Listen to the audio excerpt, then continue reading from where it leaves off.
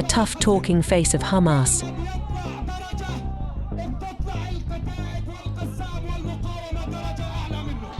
Yet seen as a more moderate leader of the Palestinian military movement, a man with a target on his back. כל מחבלי החמאס, מהראשון עד האחרון, הם בני מוות. יש להם רק שתי אפשרויות, להיכנע או למות. Ismail Haniyeh, a senior leader of the Politburo of Hamas, was allegedly assassinated in Iran's capital Tehran on July 31st. The news of his death was confirmed by the Palestinian group that governs Gaza, as well as Iran's Islamic Revolutionary Guard Corps, or IRGC. In its statement, Hamas said, "The Islamic resistance movement Hamas mourns to our great Palestinian people, to the Arab and Islamic nation, and to all the free people of the world." Brother, leader, martyr, Mujahid Ismail Haniyeh, the head of the movement, who was killed in a treacherous Zionist raid on his residence in Tehran. Iranian media reports say that the Hamas leader was killed by an airborne guided projectile that hit Haniyeh's residence around 2 a.m. local time. While both Hamas and IRGC blamed Israel for Haniyeh's killing, Tel Aviv has maintained a stony silence. It has neither accepted nor denied responsibility for the death. Meanwhile, Hebrew media reports say that the Israeli Prime Minister's office has given a diktat to cabinet ministers saying they should not talk about the incident. However, far-right Heritage Minister of Israel Amichai Eliyahu celebrated the Hamas leader's death on social media platform X with a post that read, "This is the right way to clean the world from this filth. No more imaginary peace or surrender agreements. No more mercy for these mortals. The iron hand that will strike them is the one that will bring peace and a little comfort and strengthen our ability to live in peace with those who desire peace." Earlier this year, in the month of April, an Israeli attack in northern Gaza killed 3 sons and a number of grandchildren of Haniyeh on the Muslim holiday of Eid al-Fitr. In an interview with Al Jazeera Arabic, Haniyeh said, "Through the blood of the martyrs and the pain of the injured, we create hope, we create future, we create independence and freedom for our people and our nation." Around 60 members of his family, including nieces and nephews, have been killed since the start of the war in Gaza, Haniyeh said in the interview.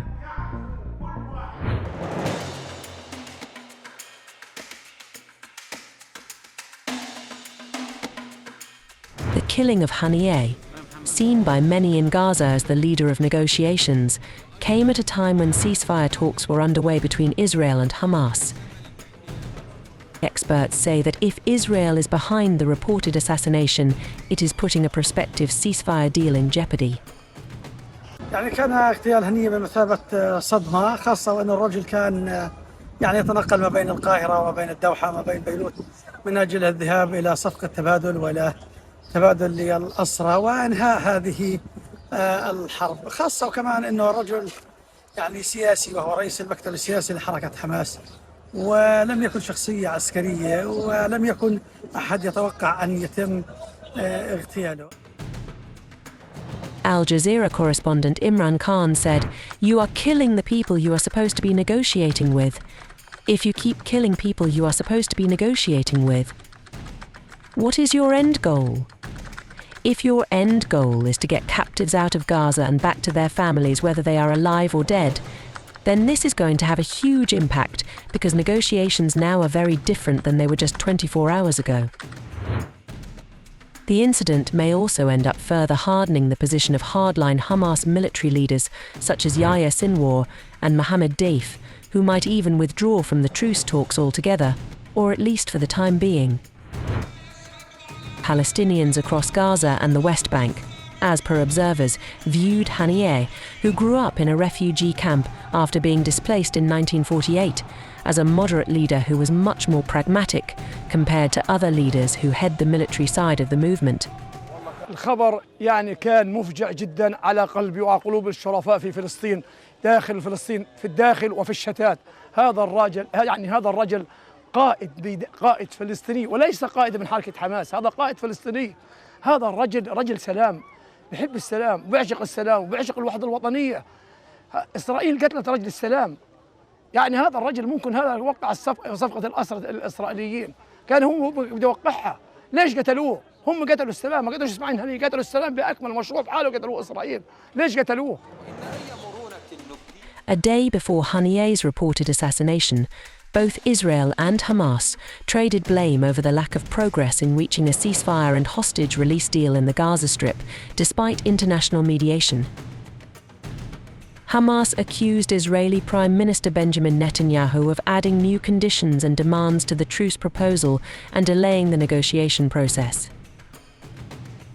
A July 29 statement by Hamas said, "It is clear from what the mediators conveyed that Netanyahu has returned to his strategy of procrastination, evasion, and avoiding reaching an agreement by setting new conditions and demands."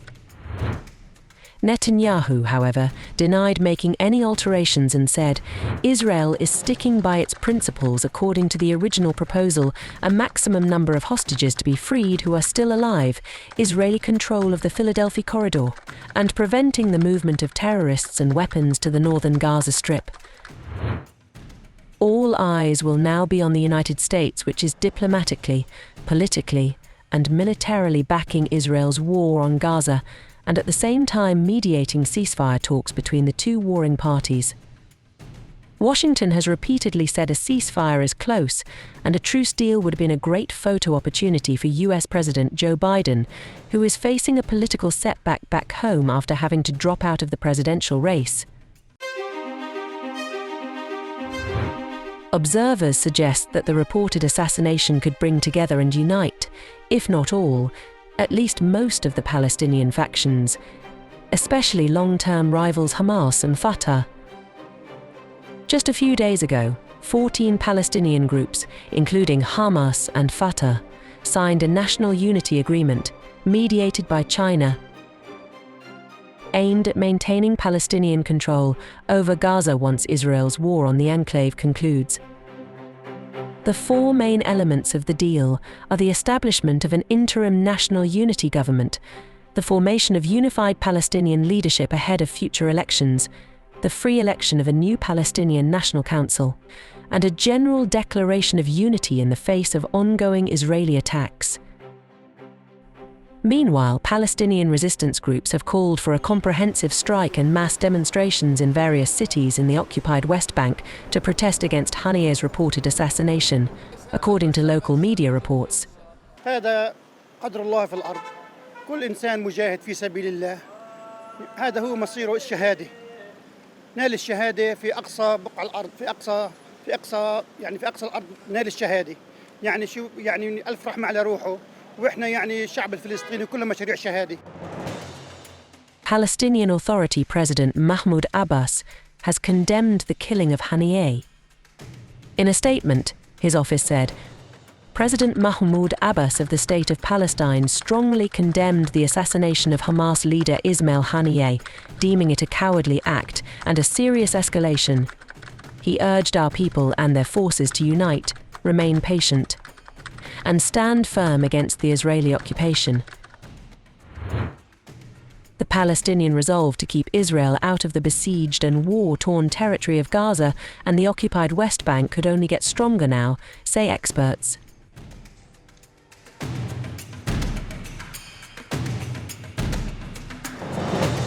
Hamas's armed wing Ezzedine al-Qassam brigades on July 31st warned that the assassination takes the war to new levels and will have enormous consequences for the entire region. Haniyeh's reported assassination comes less than 24 hours after 3 people, including 2 children, were killed and 74 wounded in an Israeli strike in Beirut. The Israeli military described the attack as a targeted assassination operation. ביצוע הלילה בביירות היה ממוקד, איכותי ומתוחם. אנחנו לא רוצים מלחמה, אבל אנחנו נערכים לכל האפשרויות. Against Hezbollah commander Fuad Shukr, who it says was responsible for a rocket attack on the Israeli-occupied Golan Heights last week, which killed 12 people, mostly children. The Lebanese armed group Hezbollah issued a preliminary statement saying its commander Fuad Shukr, also known as Haj Masson, was present in the building at the time of the attack, but said his fate is not yet known. Lebanon's Prime Minister Najib Mikati condemned blatant Israeli aggression and described the attack as a criminal act. On Haniyeh's killing, Hezbollah said the reported assassination will only strengthen the resistance front's resolve. واليوم إضافة إلى هذه الخسارة الكبرى التي خسرناها بالشهداء والجرحى في هذه المنطقة، هناك اعتداء آخر الآن على الضفة الأخرى من مساحة الصراع العربي الإسرائيلي، حيث استهدف القائد هنية في طهران أيضا. وهذا إن أكد على شيء، يؤكد على مسألتين. المسألة الأولى أن هذا العدو يطلب الحرب ونحن لها إن شاء الله، ويؤكد على مسألة ثانية أننا سنبقى دولة وشعبا ومقاومة ومحور الصراع مع العدو الإسرائيلي قائمين بواجباتنا كاملة في التصدي له وفي منعه من تحقيق أهدافه من خلال هذا العدوان. The two attacks, one in Iran, which Israel is yet to take responsibility for, and the other in Lebanon carried out by Tel Aviv, have raised fears of a wider regional war as a retaliation can't be ruled out from the two nations. Haniyeh was in Tehran to attend the inauguration ceremony of Iran's newly elected President Masoud Pezeshkian on July 30th. And a guest being reportedly assassinated on Iranian soil by an allegedly foreign country could be seen as an embarrassment by Tehran's security apparatus and a violation of its sovereignty. To redeem itself, Tehran may be prompted to act, leading to a direct war between Israel and Iran.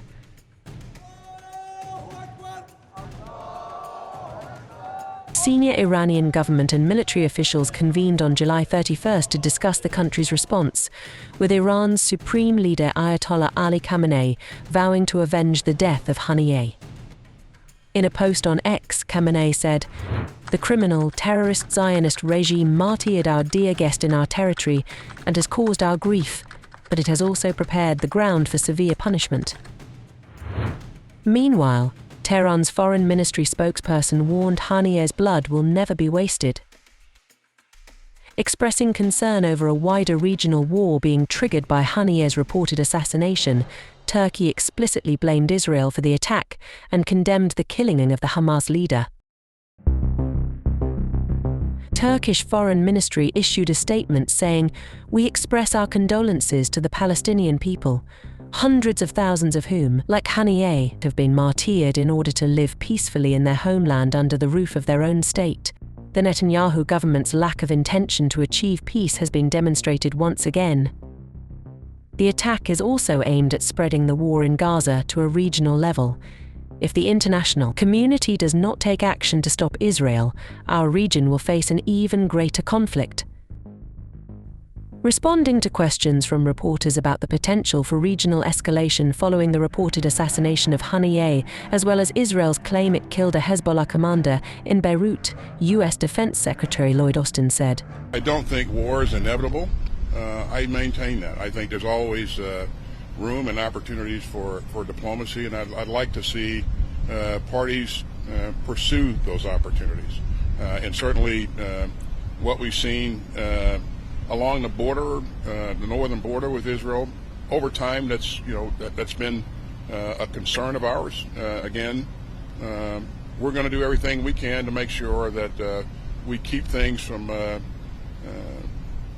turning into a broader conflict throughout the region."